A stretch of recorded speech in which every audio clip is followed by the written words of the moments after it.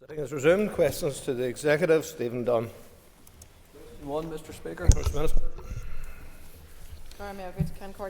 We welcome the publication of this report on the 6th of March. It provides important data on areas that are key to the well-being of our population, such as loneliness, levels of happiness and anxiety, and whether or not people think the things that they do are worthwhile. Overall, higher life satisfaction and worthwhile scores indicate an improvement in individual well-being compared with previous figures. 34% of people reported very high levels of life satisfaction, 37% of people reported very high levels of happiness, and 42% reported very high levels of feeling that the things they do are worthwhile. 66% of people reported very low or low levels of anxiety, and there was a significant decrease in the number of people who reported feeling lonely at least some of the time. However, not everyone in our society experiences the same levels of well-being. People who reported their health as very good reported better levels of well-being than those that reported their health as bad or very bad. And people with a disability reported lower levels of well-being than those without a disability. People living in the most deprived areas reported the lowest levels of individual well-being compared with all other areas. And people in employment reported better levels of well-being than those not in employment. Our programme for government highlights our commitment to working together to improve the well-being of everyone who lives and works here. Mr. Dunn. Thank you, Mr. Speaker, and thank the First Minister for her answer. Can I ask the First Minister how information included in reports such as these will be used to track progress against the programme for government in tackling issues such as anxiety and loneliness, which, as outlined in this report, do remain alarmingly high right across Northern Ireland? Yeah, I think, when you reflect on the report, there's been some improvements, but some areas where we just need to keep a very close, full eye. And I think the programme for government measurements are wellbeing indicators, which will be used to sort of chart our advances and our progresses across all these areas. The fact that it's going to be continuously updated will give us a chance to actually see where we are making progress, and certainly, perhaps even more importantly, let us see where we're not making progress and where people's outcomes haven't improved. There are 51 indicators in total, and all of these are updated at various points throughout the year in line with their source of publications, so they all come from different sources. But we will continue to update those on an ongoing basis. And to give you an example, data for indicators on life satisfaction, self-efficacy and loneliness were published as part of the individual wellbeing report on the 6th of March, and then the wellbeing framework was updated to include those indicators just 5 days later on the 11th of March. So that gives you a sense of just how in real play, in real time, these things can be updated. And I thank the First Minister for her answers. Does the First Minister agree that the programme for government is a key statement of intent from the Executive to work together to improve people's lives? Mr. Yes, I certainly do. It is our effort together to work together to share an ambitious programme for the Executive. The PFG itself has been designed to make things better, to improve people's lives, to improve their lot, to do better in areas of health and tackling waiting lists, our environment, on childcare, on growing a globally competitive economy, providing more social and affordable homes and sustainable homes, built in safer communities, ending violence against women and girls, and much more. But that's going to require a collective focus and sustained commitment if we're going to deliver the real and positive differences to people's lives here. And that's what I believe we're all ultimately here to do. There will, of course, be tough challenges ahead, financial challenges ahead, but sure, we know all of that also. But we can, and indeed we must, make a real difference to improving people's lives, and that's why our focus is now all about delivery. And for my part, I want to continue to work with all around the Chamber and across our Executive to deliver the positive change that people want to see on the issues that matter most to them and their families. Question 2, please. As part of our commitment to supporting victims and survivors, we have ensured that the funding for VSS has consistently been protected from cuts. We continue to keep the level of funding under review. This financial year we have provided over £21 million to VSS to ensure continued help and support for victims and survivors of the conflict, historical institutional abuse, mother and baby institutions and migrant laundries and workhouses. Support is also provided for those that are assessing the Victims Payment Scheme. VSS provides funding to community groups here to deliver essential support and services to victims and survivors. In addition, this year over 6,000 people have been supported through self-directed assistance payments alone. It is the lead partner of the €25 million Peace Plus programme, which aims to improve the health and well-being of victims and survivors by increasing access to high-quality trauma-informed services. VSS is now engaged with our officials in preparation for a new victim support programme from April 2026. This programme will allow support and services provided by VSS and its community partner organisations to continue, and also it will play a vital role in achieving the outcomes outlined in the Victims and Survivors Strategy. Buchanan. Thank you, and thanks for your answer so far. First Minister, what is your assessment of how the fund is distributed to the relevant groups, and how is it assessed based on their outputs? Well, funding is distributed by an open call mechanism, and that's absolutely always managed just directly by VSS, and all groups themselves have delivery plans which are renewed annually and aligned to their own budget allocation. The plans themselves are then agreed with VSS, and delivery is monitored by VSS on a quarterly basis. So I think there's a fair degree of oversight in terms of how the funding is delivered to all those groups out there that are on the ground providing excellent services to support victims. Nicola Brogan. Thank the Minister for her answer so far. Can the First Minister provide an update on the appointment of a new chair and board members of the VSS, please?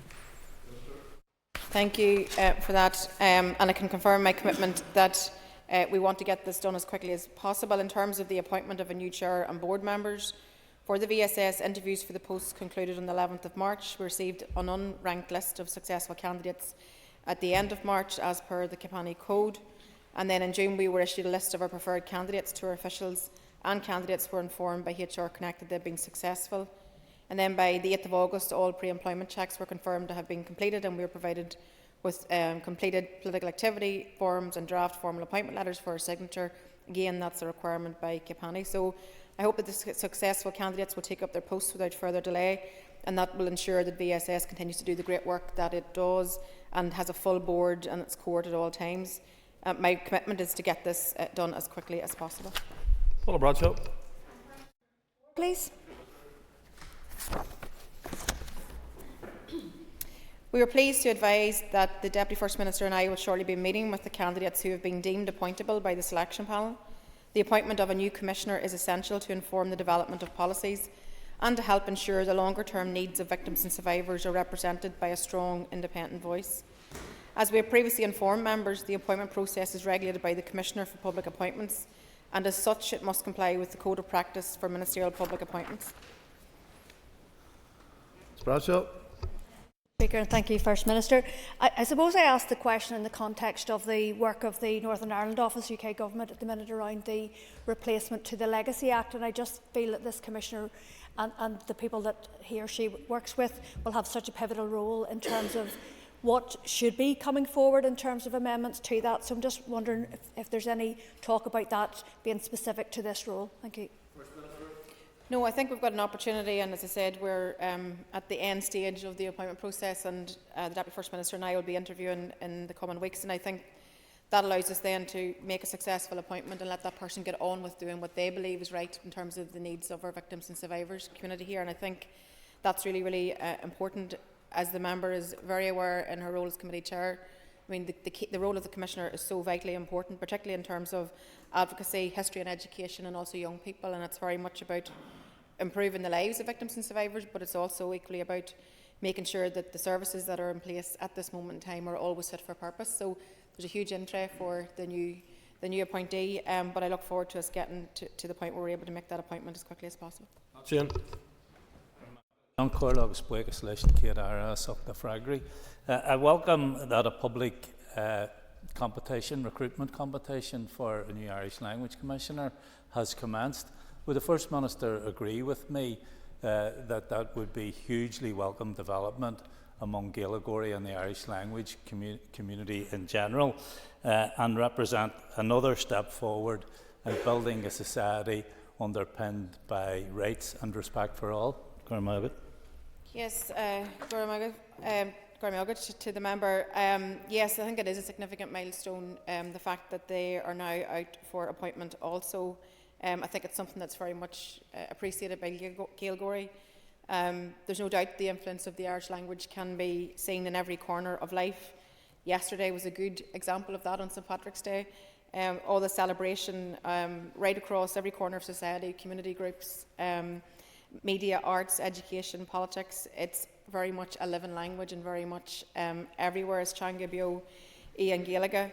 But the Irish language does belong to us all, and for my part, I want to continue to work hard to promote its development, but also to build on the real and tangible progress that we have made in our society. I can also confirm that, I'm very glad to confirm that the other competitions to recruit the Director and other members of the Office of Identity and Cultural Expression and the Commissioner for Ulster Scots and Ulster British Tradition are now launched as well. And each Commissioner will play a leading role in enhancing and protecting the language in our public services and everyday life. So I look forward to that coming to fruition as we seek to build a society that's underpinned by rights and respect for all. And I should just add, in terms of, in the vein of Commissioners, we've also launched the Commissioner for Older People, again, something that was very much welcomed, and I know that members of the House would want to welcome that also as well. Justin McGildy. First and Deputy First Minister, when previously asked about the appointment of a Commissioner for Victims and Survivors, we were told it would be early next year. Now that we're into the third month of the year, can you confirm that there will be an appointment before summer recess?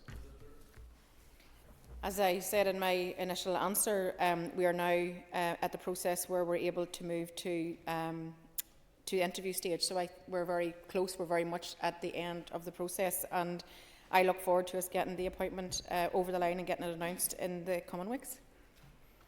Thank you very much, Mr. Speaker. Question number 5. The establishment of a memorial is the final outstanding recommendation of the Hart Report, and we remain committed to its implementation. Following our engagement with the 4 main victims and survivors groups, we are pleased to confirm that there is support for fulfilling this recommendation through a memorial plaque here in Parliament Buildings.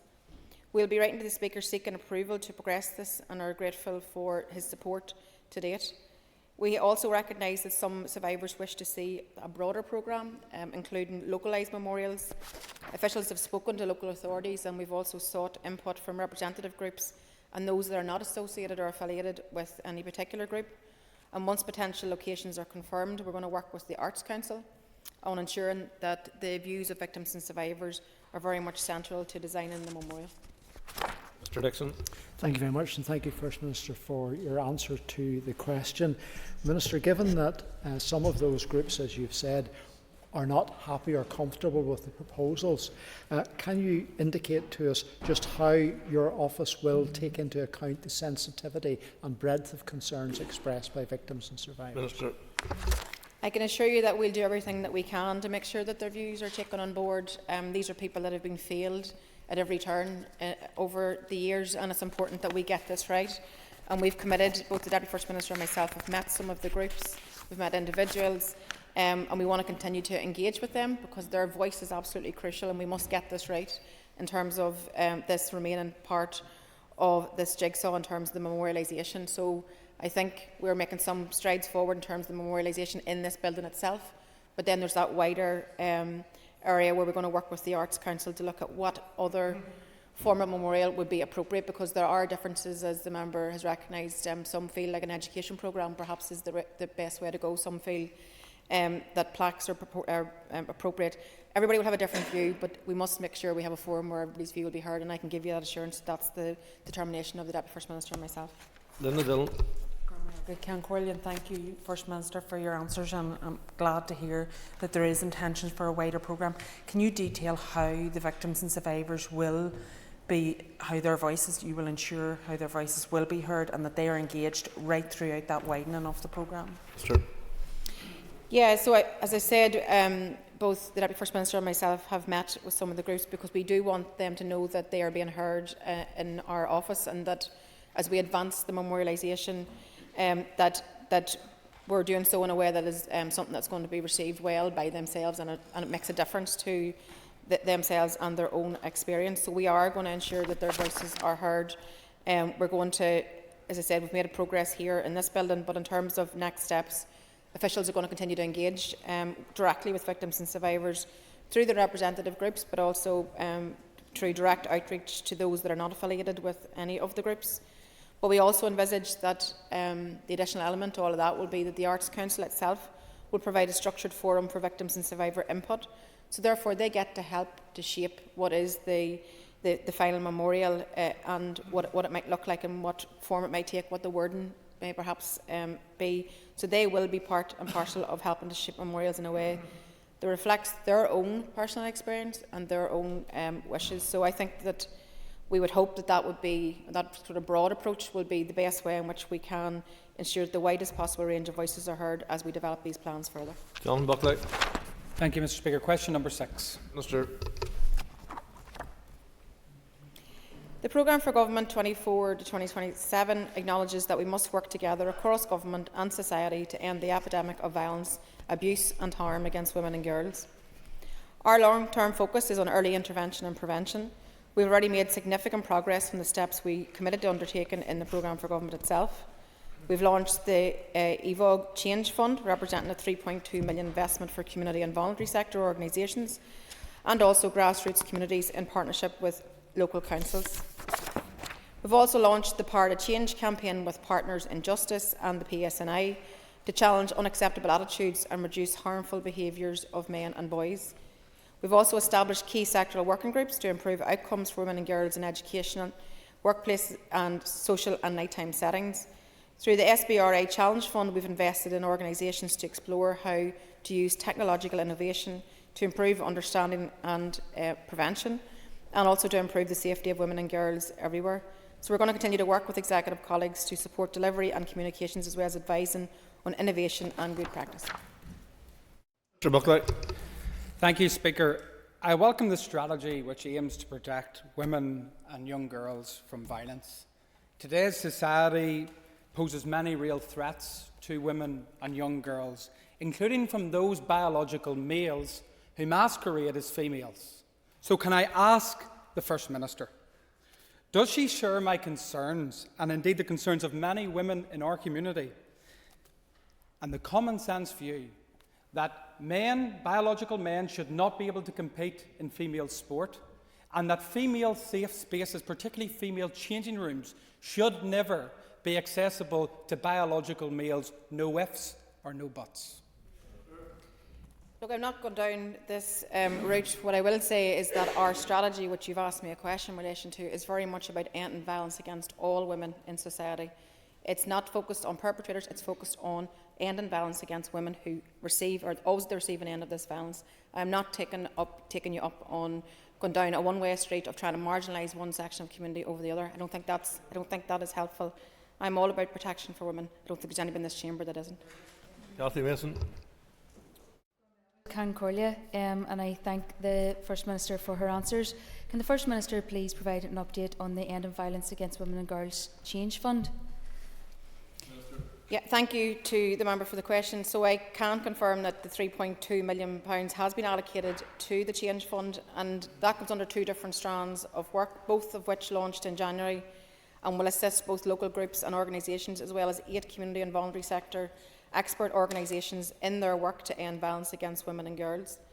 As part of the EVOG Local Change Fund, funding of £1.4 million has been allocated across councils, and that's going to make grants up to £25,000 available to community and voluntary sector organisations who are operating in a very local way, providing funding direct to grassroots community groups to build capacity and to allow them to take local action. And I can say to the member that I was actually just at a young women's group for International Women's Day, and I was actually quite surprised to learn how this funding is actually filtered right down into grassroots level. This is a small rural community group, no young women's group, and they themselves were part of bidding into the local council for a small pot of funding that allowed them to devise a device that actually helped the young women in the community feel safe. And I felt so proud that a strategy that we have agreed on this chamber actually was making a difference on the ground with young teenagers and young women and young men who were talking about, across society, talking about violence against women and girls. But these young women's group had actually devised something that was funded through this programme.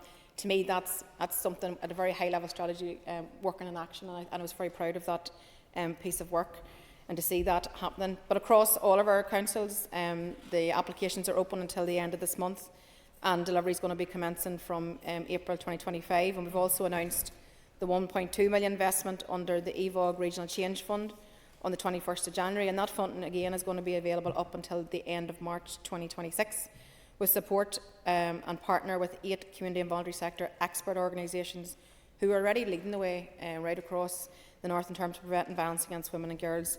Additionally, we have provided 600,000 across the level local council areas. Your time's up, Sorry, Councillors. okay, thank you. So anyway, there's lots of work happening on the ground, and I can see our strategy filtering right onto the ground, which is more important. Cara Hunter. Thank the First Minister for her answer so far. First Minister, on page 33 of the Ending Violence Against Women and Girls strategy, it alludes to creating a technology challenge fund to address digital violence towards women and girls online. Can you detail today how or if the funding alluded to in the programme for government will contribute to this?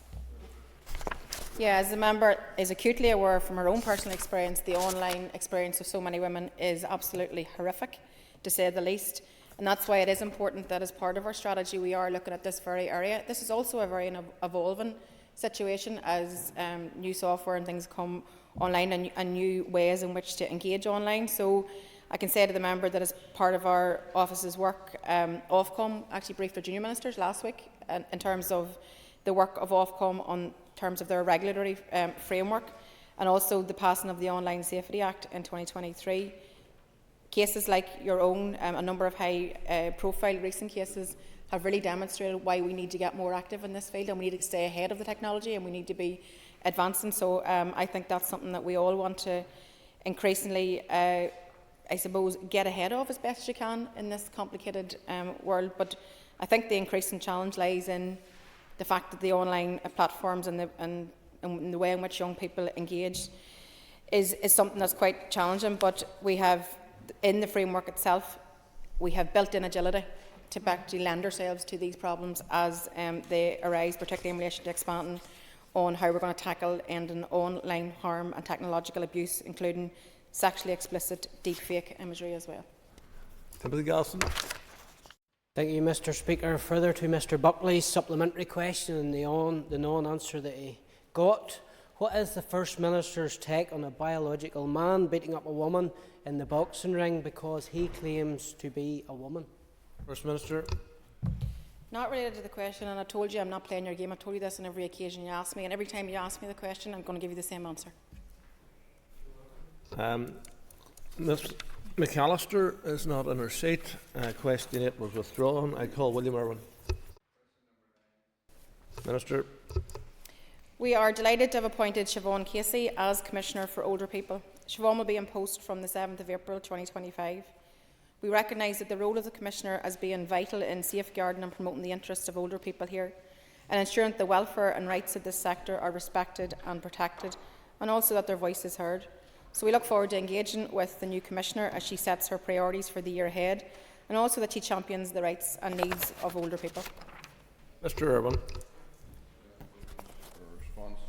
Would the First Minister agree with me that rights of older people are very important, because many old people feel that decisions are being made without their consent, even though they have the capacity to make those decisions themselves? Yeah, I think that's why it's important that we have our Commissioner now in place, and I think certainly the Deputy First Minister, I'm sure, would agree with me that when we interviewed Siobhan, has a real passion for being an advocate for older people. She's great depth of experience in her previous role, and I think that's really going to enhance her offering to our older population. The role of the Commissioner is quite wide in promoting an awareness of matters relating to and safeguarding of older people, challenging discrimination, promoting positive attitudes. And I can tell you that from my experience of the interview, the calibre of Siobhan coming forward is going to be somebody who is going to be energetic on behalf of older people out there in society. Mr. Clark's not in his place. I call Steve Egan.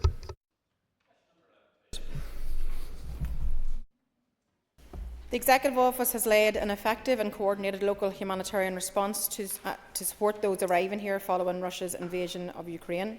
To date, we have welcomed even over 3,400 Ukrainian citizens under the visa routes established by Westminster. Our department has ensured appropriate safeguarding checks have been undertaken to allow arrivals to be welcomed in the homes of local sponsors, and indeed to ensure the sponsors themselves are supported. Each arrival has received a £200 immediate cash support payment, and eligible hosts have received monthly thank you payments Over 689,000 has been paid in immediate support, and more than 5.1 million has been paid to more than 1,000 hosts. The Department has also facilitated and coordinated support provided by other key departments, statutory bodies and voluntary and community sector organisations in vital areas such as health, education, benefits and immigration advice. Officials are also in regular contact with the Ukrainians and ANI community group. Dr. Aiken. The Minister will be aware of the reason why we have so many Ukrainian refugees is because Russia is attacking them, and there's nearly daily air attacks. Could the Minister reflect on her remarks when she said she was incredulous that we were going to support the Ukrainians by giving them the opportunity to defend themselves? And does she not think that goes counter to actually what she said in the first place on her first question she was answering me about the Ukraine? How could it possibly be incredulous? Well, I stand over my remarks and I'll repeat them for you again today. I think, look, there's no escaping the fact that Russia's invasion of Ukraine, what it's meant in terms of the devastation that's left behind, we all witness that every day and we all want it to come to an end. It's a flagrant breach of international law, but the best way to end these things is actually with diplomacy, to create a situation where we have a lasting peace. I think that's very, very important. I want to see genuine engagement, I want to see constructive dialogue, I want to see an end to the conflict. I want Ukrainian people to be living in their homeland, happy and peaceful and prosperous. That's unfortunately not where we are today. So at a time whenever the world is in flux, at a time whenever we're looking at a re-armed Europe, at a time whenever today we're discussing welfare cuts to people who have disabilities, people who are sick, but the British government can't find money to support them, but they can find money to arm. I don't think that is the right approach for anybody to take. Jill Guy.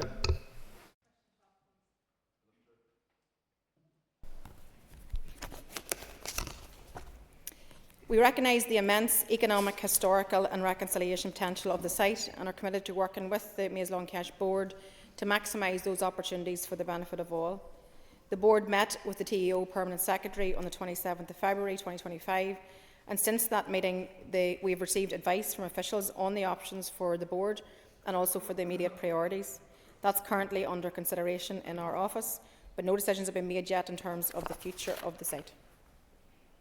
Mrs. Guy. Thank you, First Minister, for the answer. Have you presented with options for the MLK Development Corporation on a way forward, and have these been considered, and what are the next steps with that? Sure. Yes, so just as I've said, we've just recently received some information, particularly in terms of those specific options, and we have to meet then with our Permanent Secretary to discuss these, but as I said, no decisions have been made at this moment in time, but this is something that we have to discuss because we have to, as I said, politically, or before in this chamber, what we need to see is a political agreement in terms of what I think is the enormous economic potential of the site. You know this, I know you agree with that. I think many others here agree with that.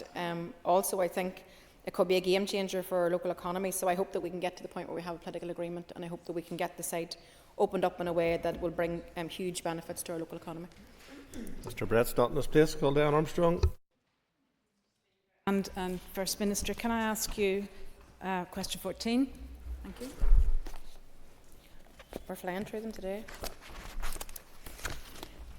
The Executive faced significant challenges setting a budget for 24-25, and the financial position remains very difficult due to the interim fiscal framework.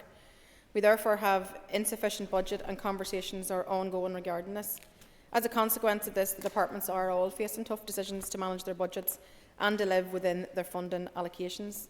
This year we had to agree a 24-25 budget ahead of the programme for government to make sure that departments had the certainty needed to run public services.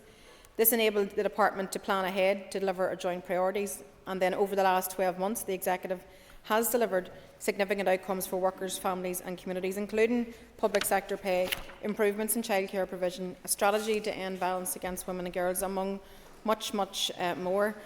Equally, we know that there's an awful lot more still to be done across the remainder of this mandate, and we want to continue to build upon what we have been able to achieve for people in this first year. The draft budget itself was agreed on the 19th of December, and the consultation on this closed just last week on the 13th of March, and it's now for the Executive to agree its final budget and work together to develop and agree the detailed policies as we move to delivering the commitments which we've all signed up to in the programme for government. That brings us to the topical questions for the First Minister, and I call Matthew O'Toole. First Minister, was it right for you, the Deputy First Minister and others to create the expectation that people who lost power as a result of Storm Éowyn would receive compensation, given those hopes have now been dashed? It was right for ourselves to make the good, strong and articulate case for why people needed to have compensation. Unfortunately, that is not how it has transpired. I think a lot of effort, as we said at the time, and a lot of credit needs to go to all of our agencies that responded in live play and at that time in terms of trying to support people and get them reconnected. But there's no doubt that people had their lives disrupted, and it's disappointing that Ofcom and Utility Regulator couldn't find their way to provide the compensation which we all articulated was absolutely needed. Mr. O'Toole. With respect, First Minister, you aren't, and nor is the Deputy First Minister, Advice NI. It's not your job simply to be articulate and to make cases. It's your job to lead. Whenever thousands of people heard you, the Deputy First Minister and the then Economy Minister say that compensation should be paid, that created an expectation. Those people have been let down. Would you perhaps reflect that in the future, perhaps governing takes more than simply warm words? First Minister. I will not apologise for standing up for people. I won't apologise for working hard on people's behalf. I believe that in terms of the storm response itself, I believe that every agency put its shoulder to the wheel. I think everybody got on the ground immediately to try to assist. I believe we give out the right warnings to try to get people ahead. But of course, we're going to make the case for people to have compensation. It was the right thing to do, and I'll do it again tomorrow if needs be. But let's work to ensure that where lessons are learned, and for future storm, which we know, just given climate, that is where we will unfortunately inevitably be. And we need to look at how we can best support people at times of crisis. I think that's what we all would want to do. First Minister, given the news that Israel has renewed their deadly air attacks on the people of Gaza, will the First Minister agree that this is an appalling breach of the ceasefire? First Minister. Yeah, I think that last night's airstrikes in Gaza were nothing short of a brutal and inhumane assault on people who are defenceless. These are people with nowhere to go. These are people with no roofs over their head. These are people with no food in front of them.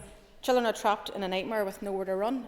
And what we've seen over the course of the last 24, 48 hours are Israeli bombs raining down again on the people of Palestine. For the love of God, what and who could ever think that this is remotely acceptable?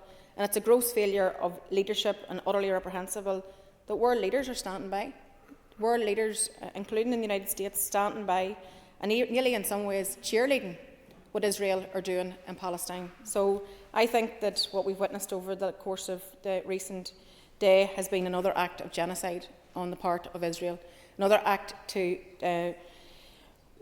murder and kill and maim the Palestinian people. And I again appeal to the international community for everybody to put their efforts to the fore again. It's now time to act. We need to see a resolution for everybody in the Middle East. We need to see a resolution which is a two-state solution and something that will give peace to both Palestinians and Israelis.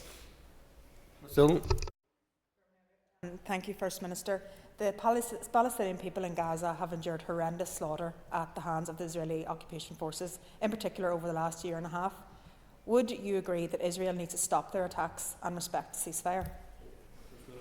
Yes, I call on the Israeli government to reinstate and to respect the ceasefire that was achieved.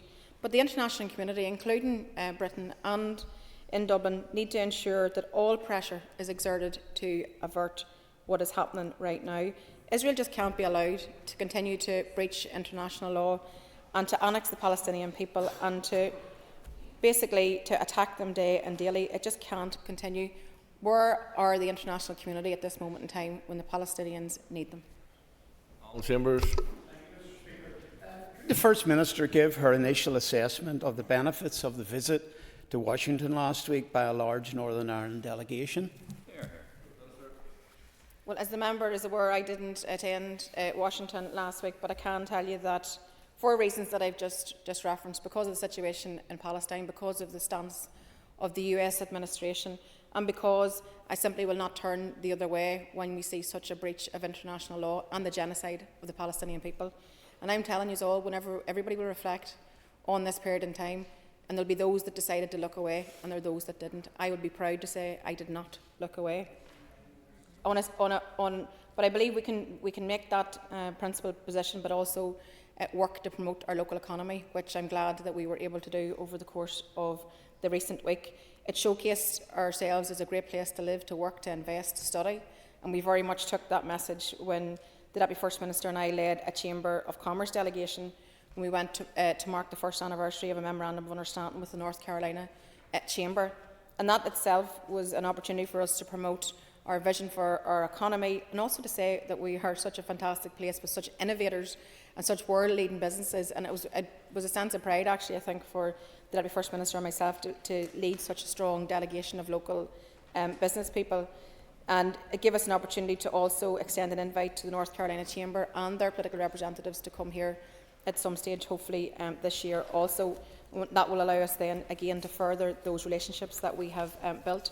And as you know, the Deputy First Minister then went on to Washington and carried out a whole programme of events, and again with those messages in terms of us being a great place for investment and a great place to, with great agility and a small community that actually can be very much the world leading in the fore of many, many areas. Mr. Chambers. Focusing on the economic benefits, would the Minister agree with me that her full attendance in Washington in her position as a First Minister for all would have added value to the visit? I'm content with the decision that I made, as I'm sure the Deputy First Minister is also content with her own decision. And can I thank the First Minister for the principled stance that she took in terms of the events that she didn't attend, but in terms of following on from the previous speaker, can the First Minister maybe outline in detail her recent trip to North Carolina?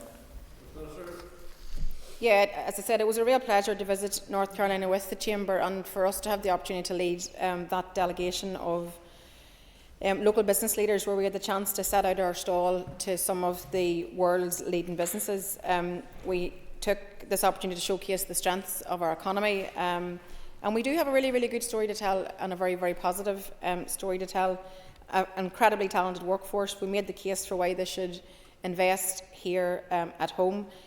Some of the businesses that travelled on the delegation are world leading in innovation and the work that they do. So it was very much about attracting major investment. It was about creating those better jobs here, and it was about delivering exciting opportunities for people, because that's a priority which we've set out in our programme for government. So I think North Carolina was absolutely well worth doing, and I look forward to other international visits that align with what we're trying to do for our own local economy here. Mr. McGuigan. I asked the First Minister, will she continue working to promote the North as a vibrant place to live, work and invest in? Yes, I am absolutely determined, as is the Deputy First Minister and our entire executive, I believe, to continue to promote our wares here, to sell what we have on that international front, because we have great people, we have a happy population, we have a talented workforce, we have a young strong cohort coming out of our universities. We just have a very skilled population base. So the story that we tell is a good story and something that resonates very well on that international stage. So I think when we look towards the future, growing our economy, we look towards what are our opportunities. We equally look towards what are our challenges, and tariffs is probably up there with those at this moment in time. But I think the enormous opportunity that we have ahead of us in terms of creating more jobs and bettering people's lives, because we have that unique access to both markets, both the European and the British markets, and we have a thriving all-island economy. So all those things puts us firmly on the map as a great place to live and to invest and to do business, and that's something that I am wholly committed to. So I hope that we can continue to keep working together to maximise all of this potential, and I have no doubt that we will do so. Colin McGillivray. First Minister, the British Government have just announced a series of cuts to welfare payments, particularly focused on disability payments, causing massive concern, rightly so, including for people who rely on those supports. Will the First Minister commit to raising this issue with the British Government? Yeah, I haven't seen the full detail, but I know it's been announced, and I think, yes, absolutely, we have to raise this issue with the British Government. I'm sure the Department of Communities will likewise be wanting to raise these issues, because I think that this is yet again more of the same from this government in London, who are reaching constantly for those people who need our support more than others. These are people that have brought in the national insurance hike that's going to be so detrimental to our local businesses. These are people who have cut the winter fuel payment for pensioners, and now they're reaching for people with disabilities and those that are sick and vulnerable in our society. I mean, these are political choices being made in London that are impacting detrimentally on our lives here, and we don't have a say in that. So I think that targeting the most vulnerable in our society through these punitive taxes is clearly a political choice in London, but it does not serve the interests of our people here. But I can assure you that, yes, we will take every opportunity to raise these issues with the relevant people in London. Mr Gilroy. Cormac, and does the First Minister also agree with me that the levels of funding supplied from the British Government to the Executive are simply not enough? This was one of our day one priorities, and I think every party actually represented in the Chamber, I believe, party grouping certainly signed up to that being the case, and we have seen that they have recognised that we have been underfunded, but we're feeling the detriment and the impact of 14 years of Tory austerity, and now that's being continued as a political choice by this new British Government, and that's impacting our public services every day and our ability to deliver on health and education and transform and do all the things that we've said that we want to do. So we have to continue to make this case. We have to continue to build the case for why we need a proper funding model. We're not asking for special treatment, we're asking for what is appropriate. The people here pay taxes, they pay the national insurance, they deserve good public services. So we have to continue to make this case to the Treasury in London and ensure that our voice is heard. I think we can reflect on the fact that we have made some progress here, but I do think that we have certainly got a long way to go to ensure that we have proper funded public services for the people that we all represent. Question 6 withdrawn. I call Nicola Brogan.